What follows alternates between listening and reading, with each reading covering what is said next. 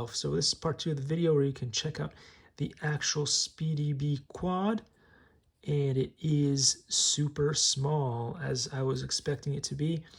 It has that famous feature that everybody is drooling about, where the propellers on the bottom are not aligned with the propellers on the top here, so they're able to squeeze more propellers together than you would if you didn't have this kind of design. And if you can see here, basically if they were at the same level, they would be smashing against each other, but they're not.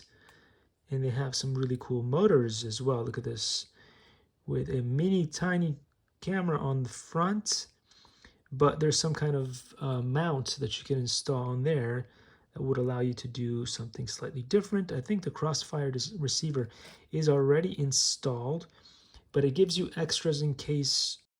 Likey.